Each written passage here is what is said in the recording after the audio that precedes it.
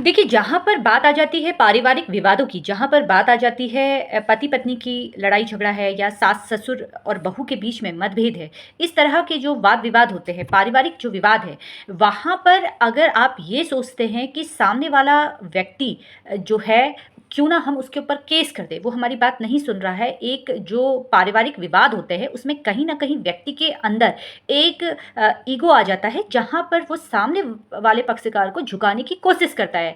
जैसे पति-पत्नी का रिश्ता है, दोनों के बीच में मतभेद है, झूठे आरोप लगा देते हैं, आरोप लगाने के बाद एक व्यक्ति फाइट कर रहा है और दूसरा व्यक्ति झूठा आरोप लगा रहा है, तो वहाँ पर तो फाइट करना उस केस को ठीक है। लेकिन अगर पत्नी 1 केस कर रही है, पति 4 केस कर रहा है या पति 1 केस कर रहा है, पत्नी ने 5 केस कर दिए, तो इस तरह से केस करने से कोई फ़ायदा होता नहीं है। वहाँ पर आप न्यायालय में जा रहे हैं और अपना टाइम वेस्ट ही कर रहे हैं।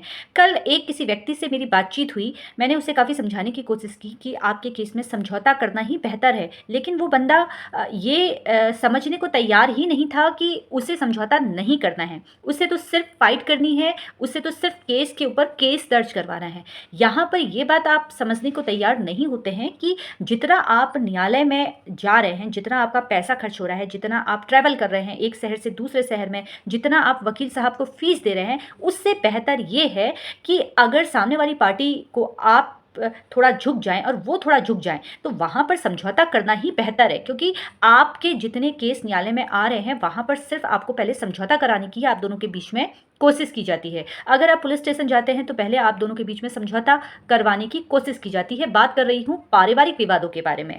ऐसा नहीं है कि अगर कोई ऐसा बहुत बड़ा क्राइम किया हुआ है और वहाँ पर आप समझौता कीजिए, वहाँ पर आपको समझौता नहीं करना है, वहाँ पर आपको फ़ाइट करना है, न्याय के लिए फ़ाइट करना है। लेकिन जो ये झगड़े हैं, जहाँ पर ईगो बीच में आ जा रहा है, वहाँ पर बेवजह न्यायालय आना कहीं की समझदारी नहीं है। फिलहाल ये मेरी राय है आप लोगों के लिए।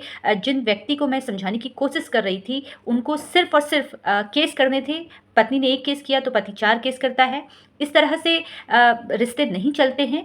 अगर आप इस तरह से करेंगे तो आने वाले समय में, कुछ समय के बाद आपको ये एहसास होगा कि आपका टाइम और पैसा दोनों वेस्ट हुआ है। सिर्फ़ मैं यहाँ पर राय दे सकती हूँ आपको, बाकी आप लोगों की मर्ज़ी होती है, जहाँ पर आप खुद ही डिसाइड करते हैं कि आपको केस फ़ाइट करना है या नहीं।